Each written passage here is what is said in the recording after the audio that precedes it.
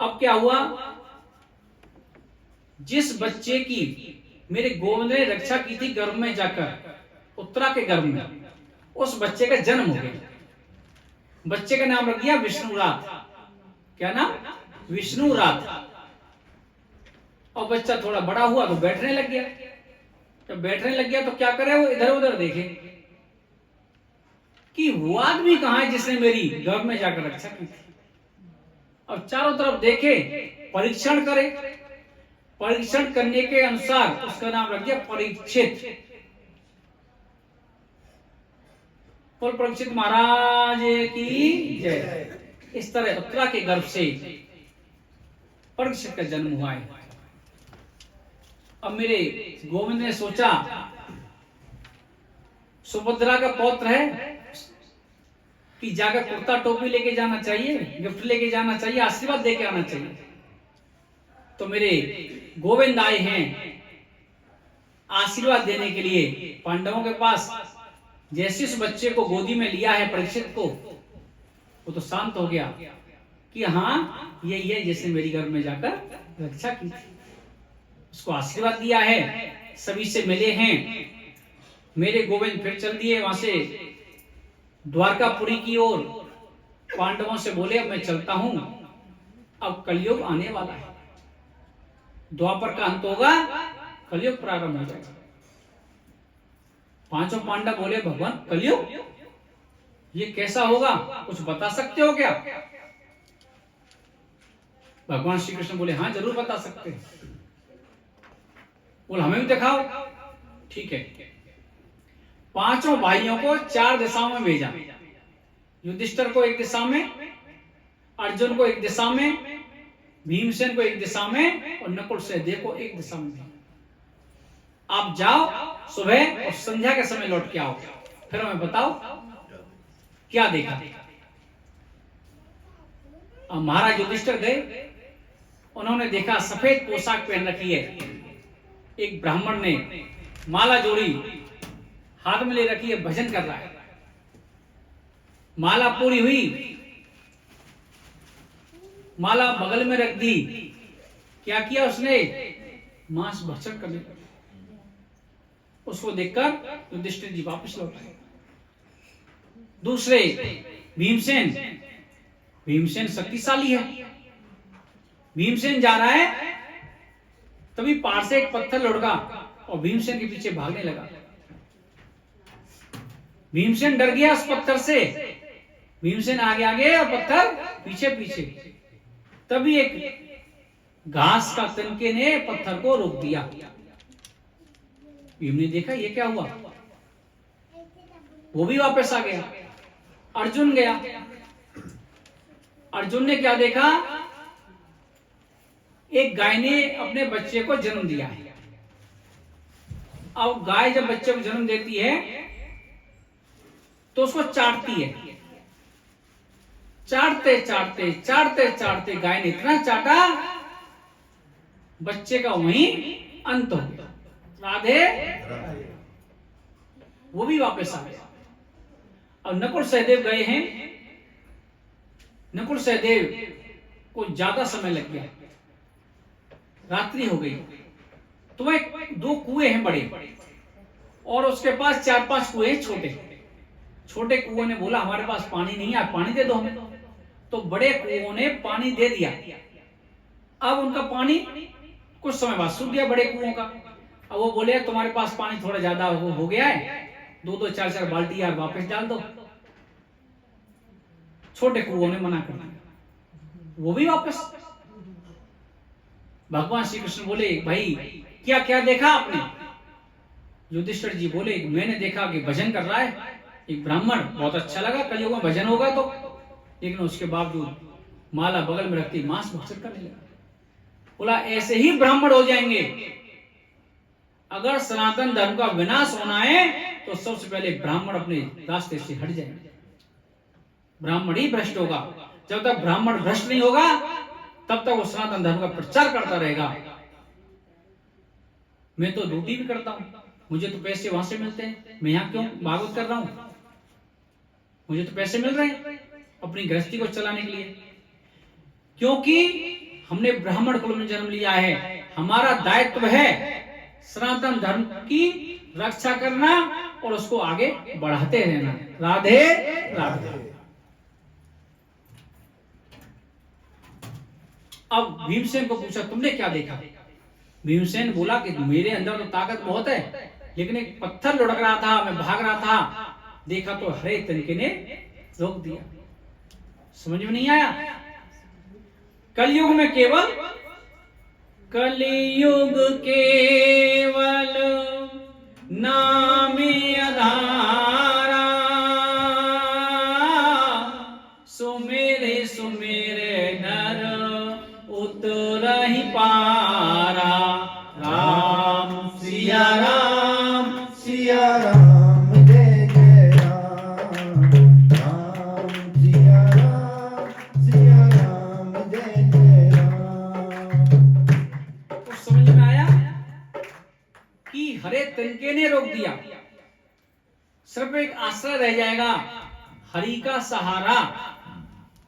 हरि का सहारा कलयुग से वही बचा सकता है आपको, भगवान का नाम। भीमसेन ने बता दिया, युधिष्ठिर ने बता दिया, अर्जुन से पूछा आपने क्या देखा? अरे भगवान पूछो मत। गाय ने बहुत सुंदर बछड़े को जन्म दिया, उसने इतना चाटा बछड़े को ही मार दिया। मेरे गोविंद बोले कुछ समझ में आया? नहीं। आने वाले समय में माताएं बहनाएं अपनी संतान को, भ्रूण को गर्भ के अंदर ही नष्ट करा देंगे। ये भगवान श्री कृष्ण ने पहले बता दिया, भ्रूण को नष्ट करा देंगी। अगर गलती से बच्चे ने जन्म ले लिया तो उसका लालन पालन ऐसे करेंगी जैसे राजकुमार हो, संस्कार नहीं देंगी। जबकि माता पिता का पहला कर्तव्य है ज्यादा माता का संस्कार देने चाहिए। सुख सुविधा तो बाद में भी कमा लेगा, अगर तुमने ज्यादा सुख सुविधाएं दी बच्चों को तो बिगड़ जाएंगे, और ऐसा हो रहा है। माता का सबसे बड़ा रोल होता है बच्चों को बिगाड़ने में, इस बात को मानो या मत मानो। लालन पालन करो लेकिन संस्कारों के साथ। बच्चा बड़ा होगा, स्कूल में जाएगा, शिक्षा ग्रहण करेगा, संस्कार ग्रहण नहीं करेगा। स्कूल में संस्कार नहीं मिलते। संस्कार कहां से मिलते हैं? माता से। थोड़ा कठोर बनना पड़ता है, कभी मुलायम बनना पड़ता है बच्चों के लिए। बच्चों को संस्कार दो, ना कि उनको सुख सुविधाएं। सुख सुविधाएं तो कमा लेगा अपने जीवन में भी। ये कलयुग में होगा, आज से 5000 साल पहले भगवान ने बता दिया, और हो रहा है। नकुल सहदेव से पूछा आपने क्या देखा? भगवान मैंने देखा 2 कुएं हैं, बड़े छोटे कुएं हैं। बड़े कुओं से छोटे कुओं ने पानी मांगा तो उन्होंने दे दिया, जब बड़े कुओं ने मांगा तो मना कर दिया। ये बड़े कुएं कौन हैं? ये है माता पिता। माता पिता के पास कुछ है या नहीं है, लेकिन संतान के लिए हमेशा तैयार रहते हैं, सब कुछ करते हैं उसके लिए। लेकिन जब माता पिता को जरूरत पड़ती है तो बच्चे बोल देते हैं इस महीने मेरा बजट नहीं है, राधे राधे, अगले महीने देखेंगे। ऐसा ही होता है। अगर बच्चे को संस्कार दिए होते तो ये बच्चा नहीं बोलता। इसलिए माता बहनों से सभी से अनुरोध है, अपने बच्चों को संस्कारी बनाएं। ऐसे कलयुग के दर्शन कराए हैं और मेरे गोविंद वहां से चले गए हैं। अर्जुन उनके साथ आया विदा करने के लिए। अर्जुन कुछ दिन रहा है वहां पर, और मेरे गोविंद का समय हो गया अपने लीला को समाप्त करके अपने धाम को चले जाने का। अर्जुन को समझाया है और अर्जुन वहां से वापस आ गए। जब युधिष्ठिर ने देखा कि तुम इतने शांत कैसे हो, दुखी कैसे हो, तो क्या बोले कि हमारे गोविंद नहीं रहे, हमारे गोविंद नहीं रहे, स्वधाम चले गए। कुंती खड़ी थी बगल में, उन्होंने देखा हमारे गोविंद चले गए तो मैं जी कर क्या करूं। जैसे महाराज दशरथ जब सुमंत ने आके बोला कि वन से वापस नहीं आ रहे हैं, ऐसा सुनते ही राजा दशरथ ने अपने प्राणों का अंत किया था, ऐसे ही कुंती ने कि मेरे गोविंद चले गए अपने प्राणों का अंत कर दिया है। राधे राधे। अब पांडव बोले कि तुम तो अर्जुन बड़ा अप्रिय समाचार लेकर आए, उधर गोविंद चले गए, इधर हमारी मैया चली गई, हम जी कर क्या करेंगे, हम जी कर क्या करेंगे। उन्होंने भी राजा परीक्षित बड़ा हो गया था, बोले कि परीक्षित को राजा बना दो और हम भी वन की ओर चलते। जिस राज्य के लिए इतनी लड़ाई हुई उस राज को ज्यादा नहीं होगा। परीक्षित को राजा बनाया। परीक्षित बोलता है युधिष्ठिर जी से, बाबा मैं तो ये छोटा हूं, मुझे राज चलाना नहीं आता। युधिष्ठिर जी क्या बोलते हैं, कुछ बातों का ध्यान रखना, आंखों के सामने कभी पाप होते हुए नहीं देखना, 1 नंबर। 2 नंबर, शरण में अगर शत्रु भी आ जाए तो उसको क्षमा दान दे दो। और तीसरा, सदैव अतिथि का स्वागत करना, सत्कार करना। इस प्रकार परीक्षित को राजा बनाया है और 5 पांडव और द्रौपदी सहित वन की ओर चले गए हैं। सभी परम धाम को पहुंचे हैं। राजा परीक्षित बहुत अच्छे से यहाँ पर राज चला रहे हैं। बहुत समय हो गया, एक भजन, थोड़ी सुस्ती भी मिट जाएगी। राधे राधे। राजा राम राम राम सीता राम राम राम, राधे श्याम श्याम श्याम सीता राम राम राम, राजा राम राम राम सीता राम राम राम, राजा राम राम राम सीता राम राम राम, राजा राम राम राम सीता राम राम राम, राधे श्याम श्याम श्याम सीता राम राम राम, सीता राम राम राम, राजा राम राम राम सीता राम राम राम। सुख में सिमरन सब करे, सुख में करे न कोई, हो रामा सुख में करे न कोई। सुख में सुमिरन सब करे, सुख में करे न कोई, हो रामा सुख में करे न कोई। जो सुख में सुमिरन करे, जो सुख में सुमिरन करे, तो सुख काहे कोई। राम राम राम राम सीता राम राम राम, राधे श्याम श्याम श्याम सीता राम राम राम, राजा राम राम राम सीता राम राम राम, राधे श्याम श्याम श्याम सीता राम राम राम।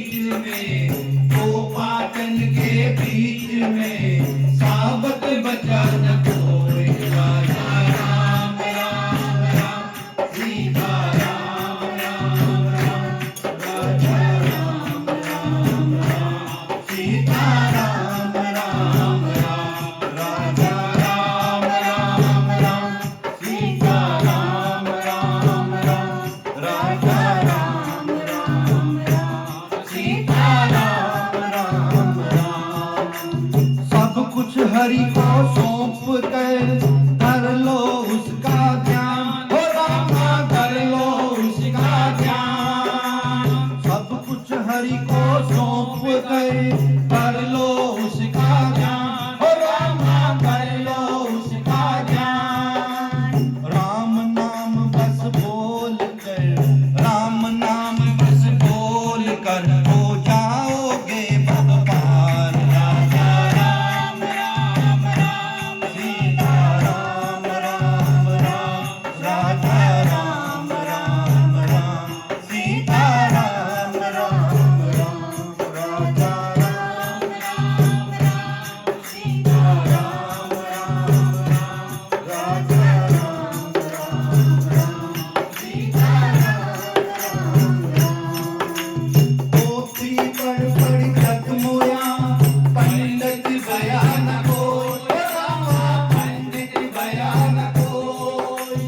पोथी पढ़ जग मोया, पंडित भया न कोई, ओ रामा पंडित भया न कोई। गाई अक्षर प्रेम से, गाई अक्षर प्रेम से, पढ़े सो पंडित होए। राजा राम राम राम, सीता राम राम राम, राजा राम राम राम, सीता राम राम राम, राजा राम राम राम, सीता राम राम राम, राजा राम राम राम, सीता राम राम राम, राजा राम राम राम, सीता राम राम राम, राजा राम राम राम, सीता राम राम राम, राजा राम राम राम, सीता राम राम राम, राजा राम राम राम, सीता राम राम राम, राजा राम राम राम, सीता राम राम राम,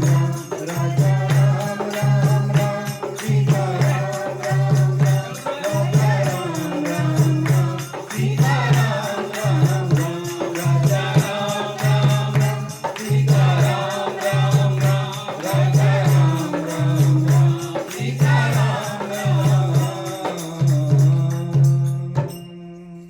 बोलिए सियापति रामचंद्र महाराज की जय। बहुत देर से शांत बैठे थे। पर आनंद आ रहा था। हाँ। सभी पांडव वन की ओर चले गए, परीक्षित को राजा बनाया। राजा परीक्षित बहुत अच्छे तरीके से राज्य चला रहे थे। एक दिन क्या हुआ, राजा परीक्षित जंगल में गए और उनको बहुत बड़ी प्यास लगी, बहुत ज्यादा प्यास लगी। कहां पहुंच गए? समीक ऋषि के आश्रम। उससे पहले उन्होंने एक दृश्य देखा। एक व्यक्ति बैल को मार रहा है। बैल के 3 पैर टूटे हुए हैं और उसके बगल में खड़ी है गाय और पीछे से वो व्यक्ति मारने लगा। राजा परीक्षित ने देखा और बोलने लगा कि ऐसा दुष्ट कौन है मेरे राज्य में? एक तो उसके पैर 3 टूटे हुए हैं और पीछे से मार लगा रहा है। आपको थोड़ा सा क्लियर कर दूं, ये बैल है धर्म, जो गाय खड़ी है वो है पृथ्वी और पीछे से जो मार लगा रहा है वो है कलयुग। कलयुग। सतयुग में धर्म के 4 पैर थे। धर्म किन चीजों से चलता है? उसके 4 पैर थे, सत्य, दया, दान और तप। ये 4 चीज करेंगे जब तो धर्म होगा। सत्य, दान, दया और तप। सत्य बोलेंगे तो धर्म बढ़ेगा, दान देंगे तो धर्म बढ़ेगा, दया करेंगे किसी पे धर्म बढ़ेगा, तप करेंगे तो भी धर्म बढ़ेगा। तो इसके 4 चरण थे धर्म के। त्रेता में तप चला गया, सतयुग तक ही तप करते थे सभी लोग। त्रेता में तप नहीं, तप चला गया, क्या बचा? सत्य, दया और दान। द्वापर में दया चली गई। अगर दया होती तो महाभारत नहीं होता। दया चली गई, क्या बचा? सत्य और दान द्वापर में। कलयुग में क्या बचा? केवल दान। सत्य भी चला गया, तप भी चला गया, दया भी चली गई। देख लो, कोई 10-11 साल तक या 1 साल तक ही कोई सत्य बोल सकता हो?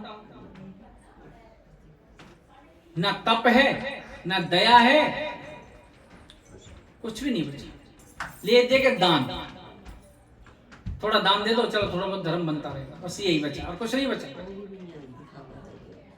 राधे राधे। बाकी तीनों सत्य, दया और तप नष्ट हो गए। राजा परीक्षित ने कलयुग को देखा तो मारने दौड़े। रे दुष्ट, तुझे छोड़ूंगा नहीं, तू मेरे राज्य में बैल को मार रहा। और कलयुग ने देखा ही तो राजा परीक्षित ये छोड़ेगा नहीं, तो उसने आकर शरण ले ली, पैरों में गिर गया। और राजा परीक्षित को अपने बाबा युधिष्ठिर की बात याद आ गई, जो शरणागति ले ले उसको क्षमा कर देगा। पूछने लगा, हे दुष्ट, यहां शूद्र शब्द का उपयोग किया गया है।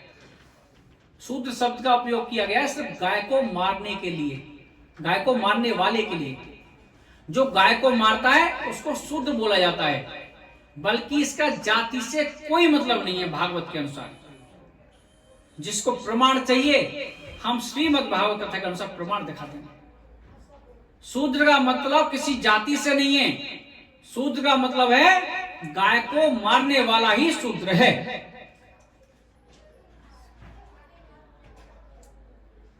तो राजा परीक्षित ने कलयुग को शूद्र बोला है। तू मेरे राज्य में बैल को मार रहा है, उसके भी तीनों पैर टूटे हुए हैं। क्षमा प्रार्थना की है, बोला भगवान अपराध क्षमा करो, मैं कलयुग हूं, द्वापर खत्म होने वाला है, मेरा समय प्रारंभ होने वाला है। राजा परीक्षित बोला, मेरे होते हुए कलयुग प्रारंभ नहीं हो सकता। बोला भगवान कोई बात नहीं, मुझे रहने के लिए कुछ जगह तो दे दो, कुछ जगह दे दो। कलयुग को तो जगह बनानी थी, कलयुग प्रारंभ करने के लिए कुछ जगह दे दो। तो 4 जगह राजा परीक्षित ने दी हैं। कौन सी?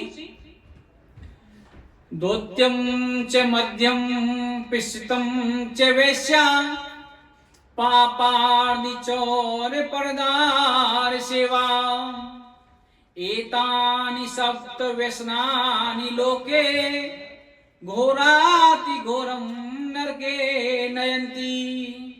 4 जगह जहां जुआ खेला जाता हो वहां कलयुग का वास है, जहां मदरा पान किया जाता हो वहां कलयुग का वास है, जहां पर स्त्री गमन होता हो वहां कलयुग का वास है, और जहां हिंसा होती हो, मारकाट, वहां कलयुग का वास है। कलयुग बोला ये तो कोई 4 जगह दी है, लेकिन कोई अच्छी जगह नहीं दी। राजा तो इन 4 जगह पे जाता ही नहीं। जब तक राजा भ्रष्ट नहीं होगा, प्रजा भ्रष्ट कैसे होगी? कलयुग कैसे प्रारंभ होगा? कलयुग बोला कोई एक अच्छी सी जगह दे। राजा परीक्षित बोले ठीक है, मैं अच्छी जगह दे दूंगा, लेकिन तेरे अंदर अच्छाई क्या है, तू भी तो कुछ दे। तो कलयुग बोला, कलयुग केवल नाम आधारा, सुमिर सुमिर नर उतर ही पाना। आपको तप करने की जरूरत नहीं है। इसमें जो भी व्यक्ति प्रभु का नाम जप करेगा उसका बेड़ा पार हो जाएगा। परीक्षित को लालच आ गया, भाई थोड़ा कुछ छोड़ दे। तो क्या दिया है? मनसा पुण्य लगेंगे और मनसा पाप नहीं लगेंगे। सतयुग त्रेता द्वापर में हम मन से जो सोच रहे हैं किसी के प्रति बुरा गलत भाव, वो पाप लग जाता था। सतयुग त्रेता द्वापर में वो पाप लगता था, और हम सोचते थे भगवान की तरफ तो पुण्य भी लगता था। तो पाप भी लग रहा है, पुण्य भी लग रहा है। लेकिन कलयुग में क्या है, मनसा सोचा हुआ पाप तो लगेगा नहीं, पुण्य लगेगा। अगर आप यहाँ हिम्बर्ग में बैठकर सोचे हम गिरिराज जी के परिक्रमा देने जाएं, हम बांके बिहारी के दर्शन करने जाएं, मथुरा वृंदावन घूमें, तो पुण्य जरूर लगेगा, लेकिन पाप नहीं लगेगा। ये आरक्षण दिया है कलयुग ने राजा परीक्षित को, सभी के लिए। अब राजा परीक्षित बोला ठीक है, अब तुम्हें एक अच्छी जगह देता हूं, तुम्हारा स्वर्ण में वास हो। किसमें? सोने में वास हो। अब यहां तो चक्कर पड़ गया। भगवत गीता में भगवान ने बोला है धातुओं में सोना तो मुझे जान, जो सोना है वो मेरा रूप है, भगवत गीता में बोला है। और यहां पर क्या बोले, सोने में कलयुग का वास। अब इसमें अंतर है, पाप की कमाई से लाए हुए सोने में कलयुग का वास है, और धर्म की कमाई से लाए हुए सोने में मेरे गोविंद का वास है। राधे राधे। अब तो कलयुग को जगह दे दी। राजा परीक्षित आ गया अपने महल में। एक दिन वो अपने खजाने को देख रहा था, खजाने को देख रहा था, तो वहां पर एक चमकता हुआ मुकुट मिला, चमकता हुआ मुकुट मिला। उस मुकुट को पहन लिया। अब मुकुट में क्या लगा था? सोना। वो मुकुट था राजा जरासंध का पाप की कमाई से कमाया हुआ, पूरा पाप। अब बुद्धि भ्रष्ट हो गई, बुद्धि खराब। अब जंगल में गए शिकार खेलने, कहां पहुंच गए? समीक ऋषि के आश्रम में। अभी हमने बताया था थोड़ी देर पहले। समीक ऋषि के आश्रम में पहुंच गए और पानी मांगने लगे, प्यास लग रही थी। समीक ऋषि अपने आश्रम पे बैठे थे, अपने ध्यान में बैठे थे। ध्यान नहीं दिया कि राजा आया हुआ है, पानी देना चाहिए। क्योंकि राजा अगर अच्छा होता है तो साधु संत भी निर्भीक निडर होकर भजन करते हैं। अगर राजा अच्छा नहीं है तो उत्पात मचाने लग जाएंगे दुष्ट लोग, भजन भी नहीं करने देंगे। इसलिए राजा परीक्षित का साधु संत भी आदर करते थे। लेकिन आज क्या हुआ? मुकुट पहनने की वजह से गड़बड़ी हो गई। पानी मांगा, समीक ऋषि ने ध्यान नहीं दिया, तो क्या किया राजा परीक्षित ने? वहां पर मरा हुआ सर्प पड़ा था, उसको बाण से उठाया और समीक ऋषि के गले में डाल दिया। कहा राजा ऐसा कि बहुत धर्मात्मा, आवे समय विनाश का होए बुद्धि विपरीत, विनाश काले विपरीत बुद्धि। भगवान डंडा लेकर नहीं मारता किसी को, उसकी बुद्धि करता है। अब उनका जो पुत्र था श्रृंगी, वो सरोवर में स्नान कर रहा था। कुछ शिष्यों ने जाकर बोला तुम्हारे पिताजी के गले में किसी ने मरा हुआ सर्प डाल दिया। ये नहीं बोला राजा परीक्षित ने, किसी ने सर्प डाल दिया। अब श्रृंग ऋषि को क्रोध आया, उन्होंने वहीं से पानी लिया और श्राप दे दिया, जिसने भी मेरे पिताजी के गले में मरा हुआ सर्प डाला है, आज से 7वें दिन उसी सर्प के पूर्वज तक्षक नाग के द्वारा काटे जाने से उसकी मृत्यु हो जाए। श्राप। श्रृंगी ऋषि आया, उधर समीक ऋषि का ध्यान टूटा है, देखा मरा हुआ सर्प पड़ा है, गले में से श्रृंगी ऋषि ने अपने पिताजी के गले से बाहर निकाला है। श्रृंगी ऋषि बोला पिताजी आप चिंता मत करो, मैंने बदला ले लिया है।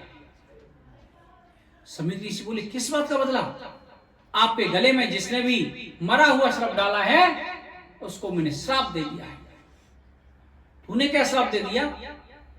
श्राप ये दे दिया आज से 7वें दिन तक्षक नाग के द्वारा काटने से उनकी मृत्यु हो जाएगी। अब वहां पता चला कौन आया था? राजा परीक्षित आया था। समीक ऋषि बोले साधु संतों का स्वभाव तो बड़ा कोमल होना चाहिए, तुमने बिना सोच विचार करके कैसे श्राप दे दिया? और राजा परीक्षित तो बड़े धर्मात्मा राजा है, बड़े धर्मात्मा राजा हैं। समीक ऋषि को बहुत दुख हुआ। अब करे क्या? श्राप लग गया। तो समीक ऋषि के जो शिष्य थे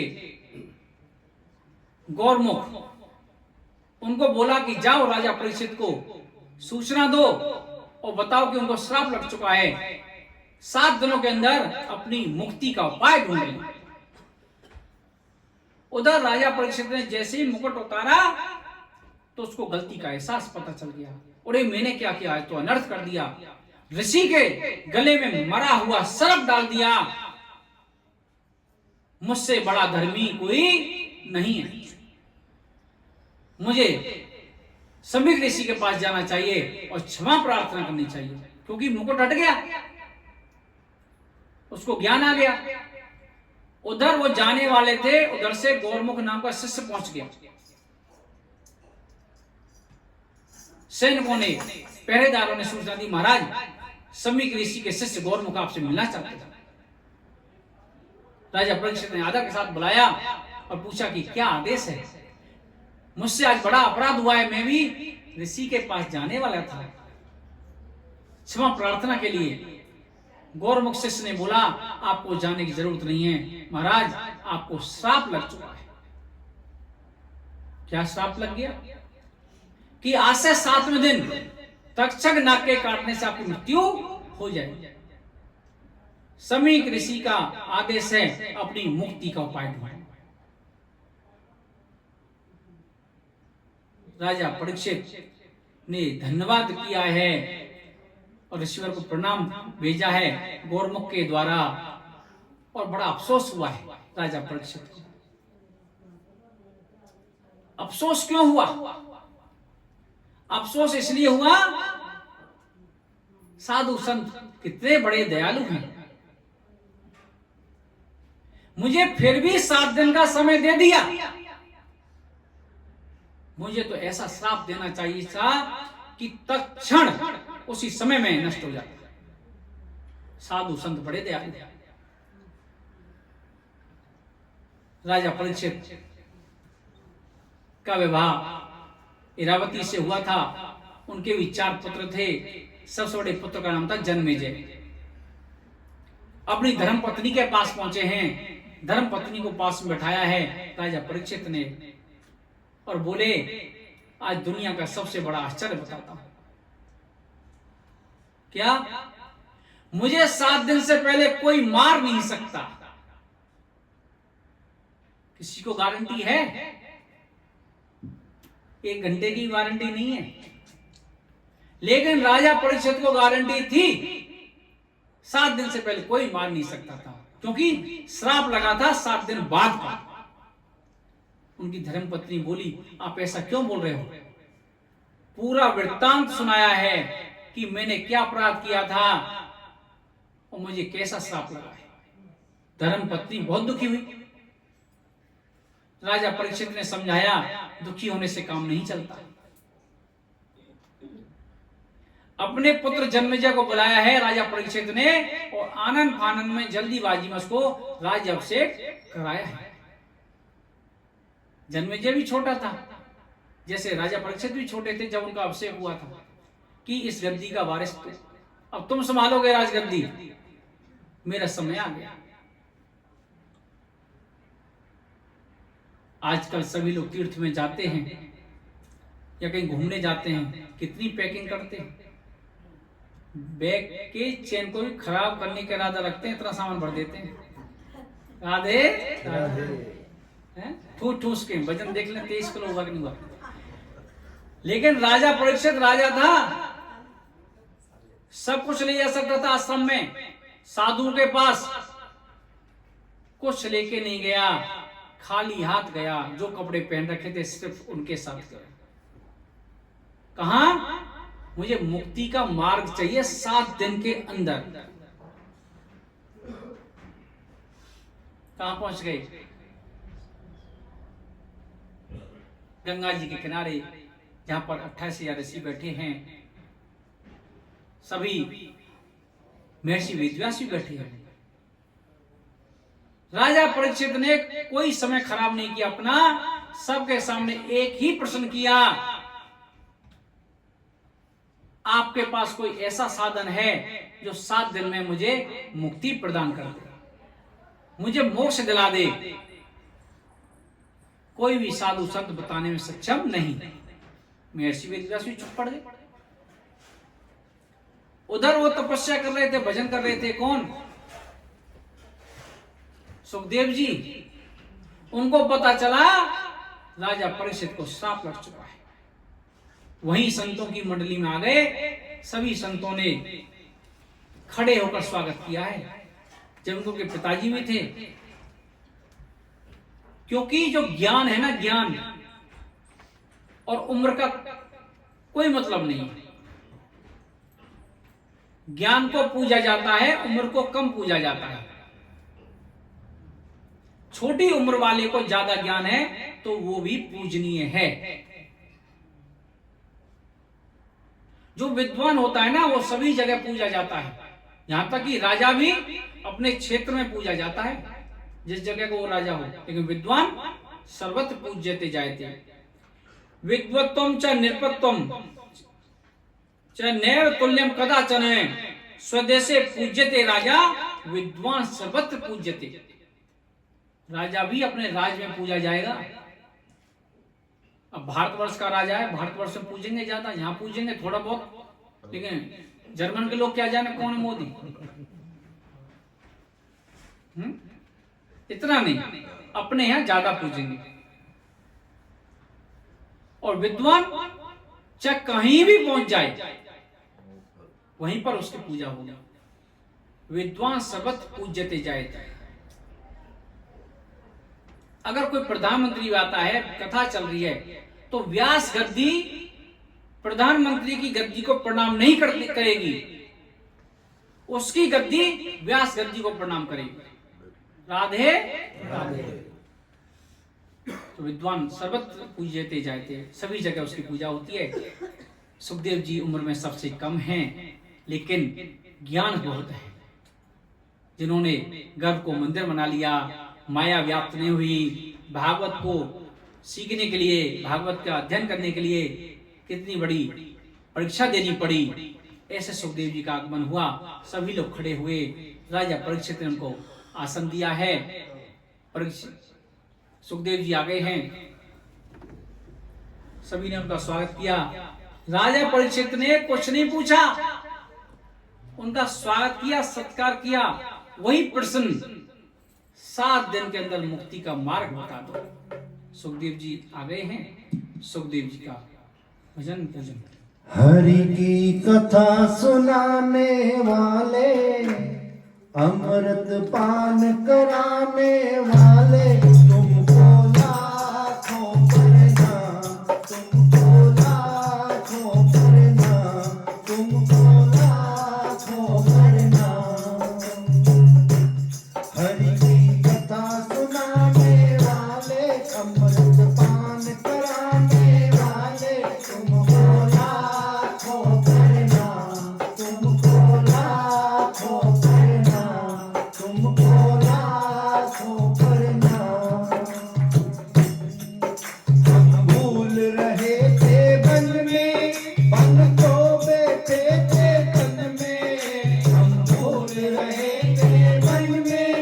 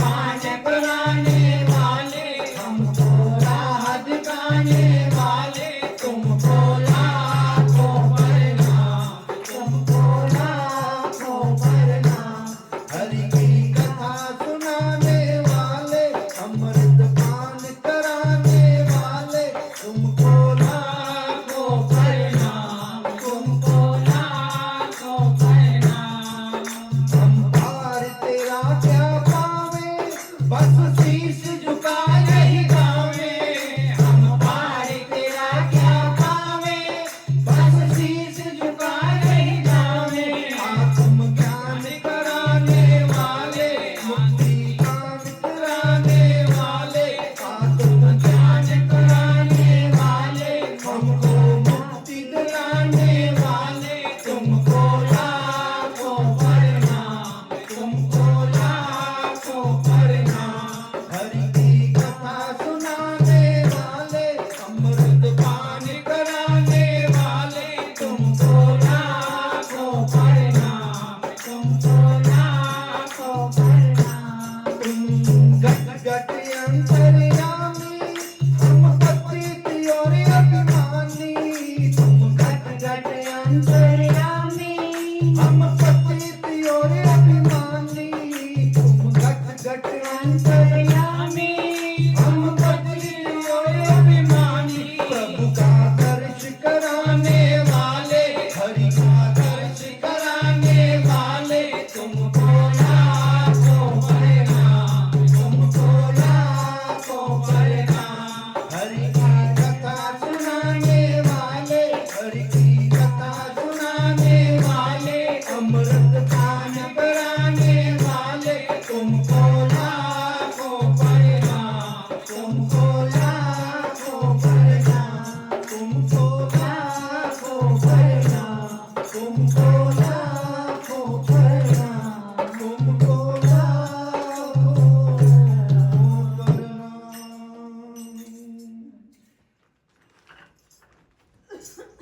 यहाँ पर राजा परीक्षित ने सुखदेव जी का पूजन किया है।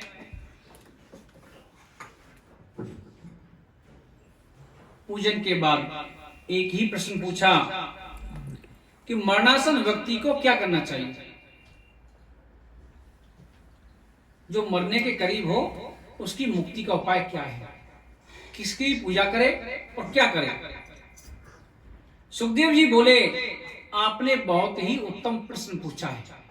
यह प्रश्न आप अकेले का नहीं है, सभी के लिए है, पूरे समाज के कल्याण के लिए है। श्रीमद् भागवत महापुराण ही एक ऐसा ग्रंथ है जो मरणासन व्यक्ति का मुक्ति का उपाय है। राधे राधे। जीते जी और मरने के बाद भी, ये कल बताया था हमने।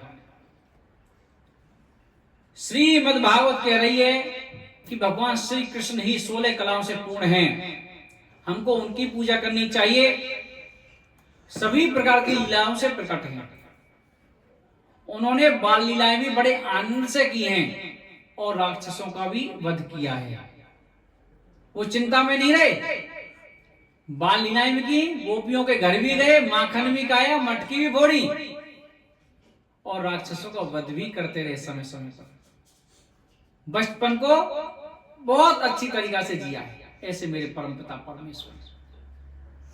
हमको थोड़ी सी चिंता हो जाती है, कितने दिन तक पागल बने रहते हैं, लेकिन मेरे गोविंद ने संपूर्ण बाल लीलाएं की हैं, बड़े आनंद से की हैं। बड़े हुए तो क्या हुआ, पुत्र धर्म निभाया है। कंस को मारकर अपने माता पिता को बंधन से मुक्त कराया है। बाल लीलाएं अच्छे से की, पुत्र धर्म भी निभाया। अगर ज्ञान की बात करें तो महाभारत के समय में अर्जुन को गीता का उपदेश दिया है। राधे राधे। ज्ञान की बात करें तो इसलिए पूर्ण रूपेण भगवान श्री कृष्ण की ही पूजा करें और उनकी अर्चना करें, उनकी कथा लीलाओं को श्रवण करें।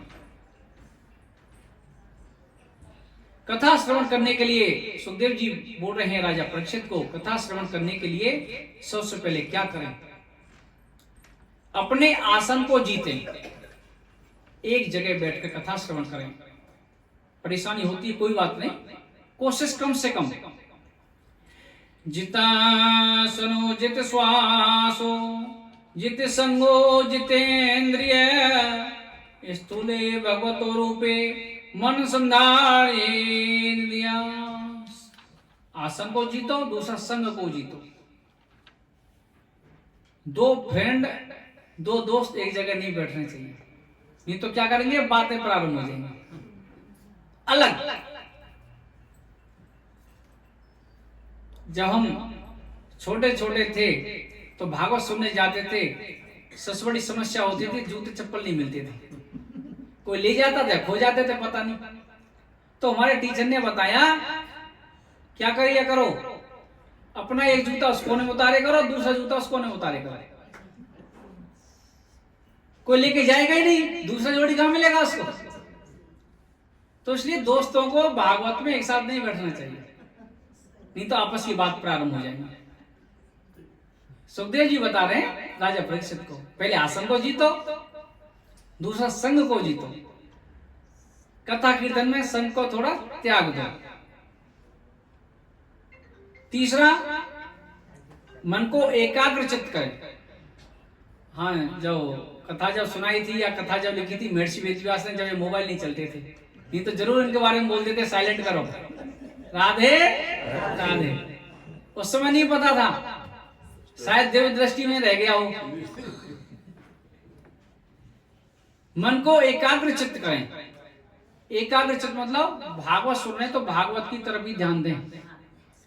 जैसा कोई प्रसंग सुना रहे हैं हम, आपका ध्यान भटक गया। जैसे एक बच्चा स्कूल में झपकी मारता था, सो जाता था थोड़ा थोड़ा, और उसका टीचर समझा रहे हैं कि दिल्ली में कुतुब मीनार है। बच्चा सो गया थोड़ा सा, सोता क्यों, खड़ा हो, क्या बोला हमने अभी? हाँ जी सर, आपने बताया दिल्ली में कुत्ता बीमार है। राधे राधे। यही होगा, प्रसंग सुना रहे हम कुछ, तो कुत्ता ही बीमार होगा। तो प्रसंग से आप हट जाओगे, फिर वो समझ में नहीं आएगा वो क्या बोला, क्योंकि नीचे जब हम उतरते हैं वो बात अलग होती है, व्यासपीठ की बात अलग होती है, वो प्रसंग फिर हो सकता है नीचे याद आए ना आए। तो मन को एकाग्रचित करें और इंद्रियों को भी जीतें। भूख प्यास लगती है, हमें भी लगती है। आपने तो नाश्ता भी कर भी लिया है, सिर मत लाओ, कर लिया है, हम तो नहीं कर सकते ज्यादा, तो उसके हिसाब से अल्पाहारी मतलब थोड़ा भोजन करें जिससे प्यास ना लगे। उसके बाद लंगर प्रसाद है, आप आराम से खाओ। क्या करें, पहले आसन को जीतें, दूसरा संग को जीतें, तीसरा मन को एकाग्रचित करें, चौथा इंद्रियों को जीतें, फिर कथा सुनने में मन लगेगा। सुखदेव जी ने क्रम मुक्ति और सद्य मुक्ति का वर्णन किया है, राजा परीक्षित को उपदेश दिया है। और सुखदेव जी ने कथा तो शुरू कर दी, लेकिन सुखदेव जी ने सोचा, अरे ये राजा परीक्षित कथा सुनने का अधिकारी है या नहीं, पात्र है या नहीं। पात्र और अपात्र समझते हो? बाहर बरसात हो रही है, हमने मटके को सीधा रख दिया तो उसमें बरसात आ जाएगी, और मटके को रख दिया उल्टा, कितना बरसता रहे। ऐसे ही भागवत में आने का है। अगर आपके मन में है कुछ ग्रहण करने की, तो पात्र हो आप। अब मटका ही बिल्कुल उल्टा रखा हुआ तो कुछ ही पल्ले पड़ने वाला नहीं है। जब कुएं से पानी निकालते हैं ना, तो जो बर्तन जाता है उसको वहां झुकना पड़ता है जब पानी भरता है उसमें। अगर मन में है कुछ सीखने की, कुछ नई बातें या बदलाव की, तो आप पात्र हो। ऐसे ही राजा परीक्षित को सुखदेव जी ने चेक किया, यहां पर परीक्षा ली है कि हाँ ये पात्र है या पात्र नहीं। कैसे? सुखदेव जी ने राजा परीक्षित को कामनाओं के बारे में बताया, लालच दे रहे हैं। जो ब्रह्म तेज का इच्छुक हो उसको देवगुरु बृहस्पति की उपासना करनी चाहिए। जिसको संतान की लालसा हो उसको प्रजापतियों की उपासना करनी चाहिए। जिसको धन की लालसा हो उसको वसुओं की उपासना करनी चाहिए। और जिसे खजाने की लालसा हो उसको वरुण देवता की उपासना करनी चाहिए। सुखदेव जी बोले, राजा परीक्षित अब बताओ तुम्हारी लालसा क्या है, किसकी उपासना करें? राजा परीक्षित हाथ जोड़कर बोला, भगवान मेरी कोई लालसा नहीं, मेरी कोई इच्छा नहीं रही, मेरी तो सिर्फ एक इच्छा है, 7 दिनों में मुक्ति का उपाय, 7 दिनों में मुक्ति को पाए। सुखदेव जी सोचने लगे ये पूर्ण रूपेण पात्र है, भागवत कथा सुनने का अधिकारी है। सुखदेव जी ने कथा आरंभ कर दी। उन्होंने बताया एक बार नारद जी ने अपने पिता ब्रह्मा, नारद जी के पिता कौन है? ब्रह्मा जी। ब्रह्मा जी से पूछा आप इस दुनिया में सर्वशक्तिशाली हो या आपसे ऊपर कोई शक्ति है? ब्रह्मा जी बोले नहीं नहीं, मैं सर्वशक्तिशाली नहीं हूं, मुझसे ऊपर शक्ति है नारायण। कैसे? ब्रह्मा जी ने बताया पहले जल ही जल था, फिर नारायण आए, नारायण की नाभि से कमल और कमल से मेरा जन्म हुआ है। जब ब्रह्मा जी का जन्म हो गया तो देखा चारों तरफ पानी। अब कमल की जो डंडी थी, तंतु था, उसके अंदर प्रवेश कर गए ब्रह्मा जी कि इसका और छोड़ तो कहीं होगा, तो कमल के अंदर प्रवेश कर गए, उस तंतु में, उस डंडी में, कमल के फूल की में, और उसकी गहराई को का पता नहीं कर पाए कि वो आखिर कहां से आ रही है। वापस पहुंच गए कमल के फूल पे। अब तो सोचने लगे मैं कौन हूं। अब कोई बच्चा जन्म लेता है, कुछ बड़ा होता है, बोलना प्रारंभ करता है, तो लोग बोलते हैं बेटा ये तेरे पापा हैं, ये तेरी मम्मी है, ये तेरी बुआ है। अब ब्रह्मा जी कौन बताए कि तू कौन है?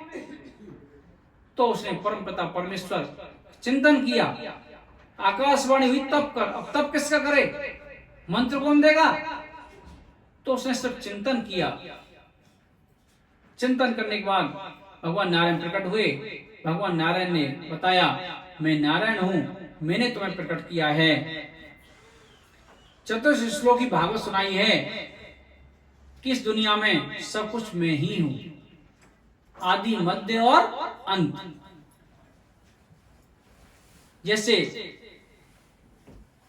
मिट्टी का खिलौना बनता है, खिलौना से पहले क्या होता है? वो मिट्टी।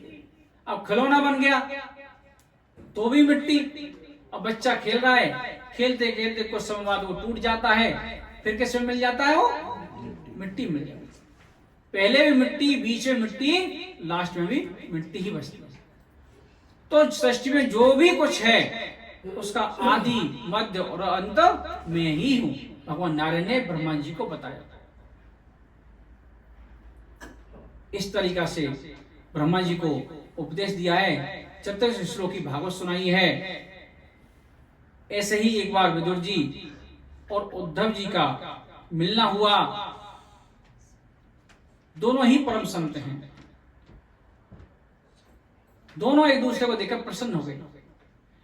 4 मिले 64 खिले, 20 रहे कर जोर, हरिजन सो हरिजन मिले, बेहसे 7 करोड़। जब दो लोग मिलते हैं, 4 मिले,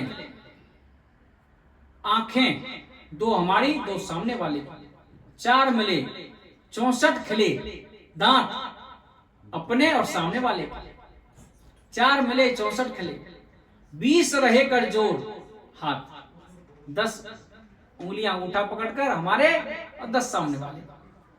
4 मिले 64 खिले, 20 रहे कर जोड़, हरिजन सो हरिजन मिले, बेहसे 7 करोड़। और 7 करोड़ क्या है? हमारे जो रोम क्षेत्र है ना बॉडी में, शरीर में, एक के शरीर में 3.5 करोड़ हैं। कितने? 3.5 करोड़। और साइंस से पूछ लो कितने बताती है, हमारे शास्त्रों में लिखा हुआ है। एक व्यक्ति के शरीर में जो रोम क्षेत्रों की जो संख्या है 3.5 करोड़ है। 3.5 करोड़ अपने, 3.5 करोड़ सामने वाले के, तो वैसे 7 करोड़। रोम रोम खिल उठता है, कहते हैं ना मैं गदगद हो गया, रोम रोम खिल उठे। ऐसे संत महापुरुष कौन? विदुर जी और उद्धव जी। विदुर जी ने उद्धव जी से पूछा मेरे गोविंद कैसे हैं? यह सुनते ही उद्धव जी रोने लग गए। और बोले अब गोविंद हमारे बीच नहीं रहे। विदुर जी बड़े परेशान। उद्धव जी बोले गोविंद ने जाते समय ये बोला था अगर मेरा विदुर मिले तो उनको समझा देना और मैत्रेय जी के पास भेज देना ज्ञान के लिए। ये विदुर जी कौन है, पूर्व जन्म में कौन थे? विदुर जी यमपुरी में रहते थे और अर्यमा नामक पद पर सुशोभित थे। जैसे प्रधानमंत्री का कार्यालय होता है, बहुत लोग काम करते हैं, तो यमपुरी में कार्य करने वाले बहुत लोग होते हैं। किसका नंबर है? नंबर लगाओ, वही खाता खोलो उसका। तो ये अर्यमा नामक पद पर सुशोभित थे विदुर जी। क्या हुआ? पृथ्वी मंडल पर एक राजा के धन को लेकर चोर भाग रहे थे। चोर भागते भागते मांडव ऋषि के पास पहुंच गए। कहा? मांडव ऋषि के पास पहुंच गए और राजा के सैनिक आ गए। उन्होंने देखा कि चोरी इन्होंने की है, हो सकता है ऋषि भी इनसे मिला हुआ। चोरों को भी ले गए और मांडव ऋषि को भी ले गए। जाकर राजा को बोला महाराज चोरों को पकड़ लिया हमने। राजा ने नहीं देखा, नहीं विचार किया। राजा ने बिना देखे क्या बोल दिया? सूली पे चढ़ा दिया। अब चोरों को भी चढ़ा दिया और साधु को भी चढ़ा दिया। राजा को पता चला ये तो साधु है, उतारो नीचे।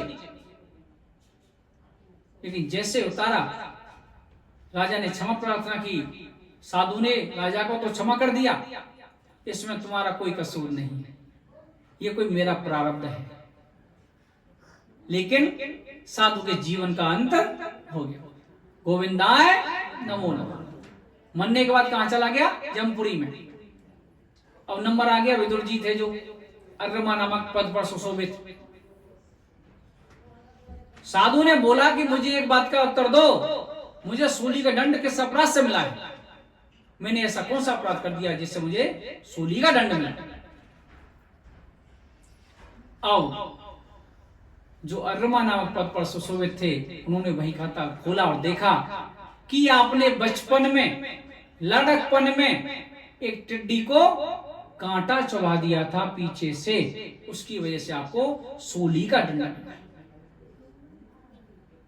अब तो साधु बोलने लगा कि बचपन के अपराध गिने नहीं जाते, लड़कपन के अपराध गिने नहीं जाते। तुम्हें किसने बैठा दिया इस कुर्सी पर? आजकल भी तो बोलते हैं, अरे तुझसे काम नहीं होता तो हट जा, बगल के दूसरा आदमी आके बैठेगा। किसने बैठा दिया? मैं तुम्हें श्राप देता हूं। संतों में इतनी शक्ति होती है, भजन का प्रताप इतना होता है, यमपुरी में जाकर श्राप दे रहे। मैं तुम्हें श्राप देता हूं, मृत्यु लोक में जाओ और वहां न्याय की बात करते रहना, कोई सुनने वाला नहीं है। राधे। विदुर का जन्म लेकर आए हैं, पूरे जीवन भर ज्ञान दिया है दुर्योधन को, कौरवों को, धृतराष्ट्र को, लेकिन किसी ने बात नहीं सुनी।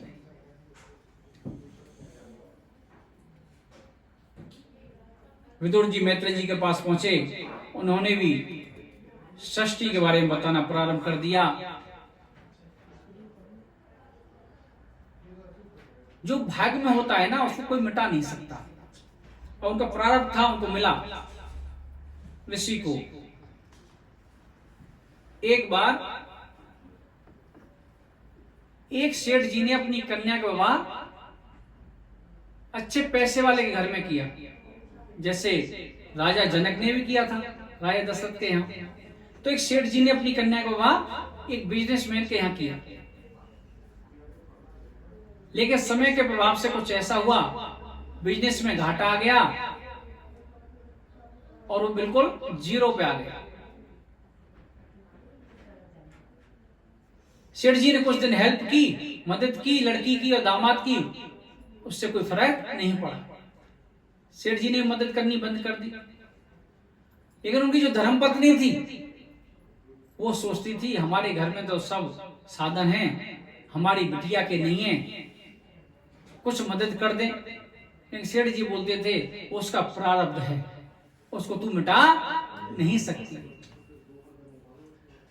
कितनी भी मदद कर दे। लेकिन मां मां ही होती है। एक दिन दामाद जी आए तो क्या किया सेठानी ने, लड्डू बनाए। लड्डू ले जाना मेरी बिटिया के लिए और अपने लिए, और लड्डुओं के अंदर भर दिए चांदी के रुपया। क्या भर दिए? चांदी के रुपये। क्योंकि अगर सेठ जी को पता चलता तो डांटते, मना कर रहे हैं कि भाई कुछ नहीं होने वाला, मैंने कई बार मदद की लेकिन कुछ नहीं हुआ। लेकिन माँ का हृदय अलग होता है। चांदी के रुपए भर दिए लड्डुओं में और 5 किलो के लड्डू के बराबर बना दिए और दामाद जी को दे दिया, घर जाकर खोल लेना, खा लेना।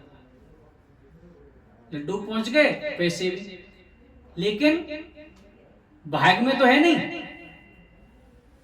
अब दामाद लेके जा रहा है, रास्ते में बाजार पड़ा, बोला यार इसमें तो वजन ज्यादा है, लड्डू को क्या करेंगे, हमें तो पैसे चाहिए थे,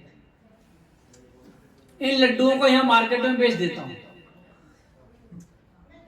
इन लड्डुओं को मार्केट में बेच देता हूं। और वो हलवाई की दुकान पर पहुंच गया जहां पर मिठाइयां रहती हैं। बोला कि भाई देसी घी के लड्डू घर के, क्या रेट लगाओगे, लड्डू ले लो। उस हलवाई ने पूरे लड्डू ले लिए और अलग से ट्रे में सजा कर रख दिए, अलग से रेट लगा दिया उनका। पैसा लेकर दामाद घर पहुंच गया।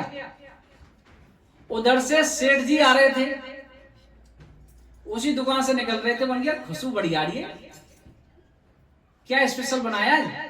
बोला ये घर के हैं देसी घी के लड्डू, ये स्पेशल है। कितने किलो हैं?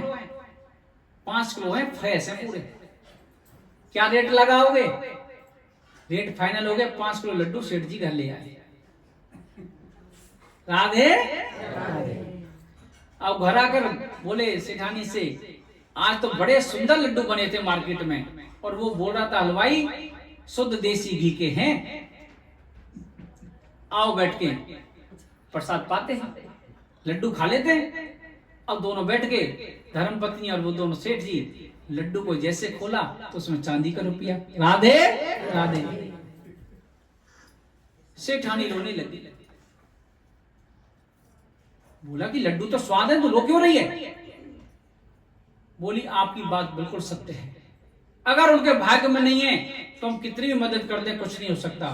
सेठ जी बोले मतलब? आपने कई बार मना किया, लेकिन मैं मां हूं, मेरा मन नहीं माना। मैंने लड्डू बनाए, हर एक लड्डू में चांदी के रुपया भर दिए, लेकिन ये माया थी, उनके पास जानी नहीं थी, वो बाजार में बेचकर चले गए और ये हमारे घर आनी थी, वापस हमारे घर आ गई। राधे राधे। ऐसी ऐसी घटनाएं होती हैं जो भाग्य में लिखता है ना, उसको कोई मिटा नहीं सकता, प्रारब्ध में लिखा होता है, प्रारब्ध का। क्योंकि अब 4:15 बज गए, आगे अगर हम प्रसंग छेड़ेंगे समय ज्यादा हो जाएगा। आज किसी ने नृत्य भी नहीं किया है, थोड़ा हाथ। वृंदावन धाम पार रटे जा राधे राधे। वृंदावन धाम पार रटे जा राधे राधे। रटे जा राधे राधे, रटे जा राधे राधे। रटे जा राधे राधे, रटे जा राधे राधे। राधा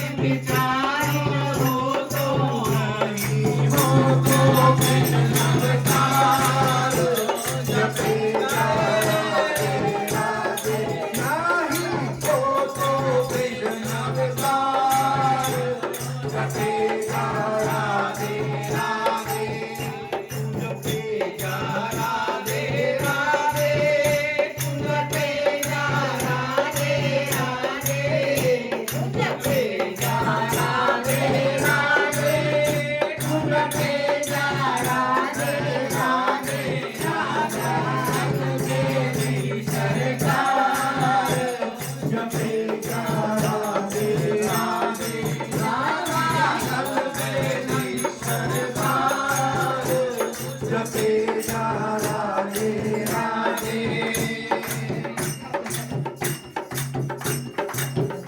ये वृंदावन की लीला मत जानो गुण को जीला ये वृंदावन की लीला मत जानो गुण को जीला जामे ऋषि मुनि करे हार जपे जा राधे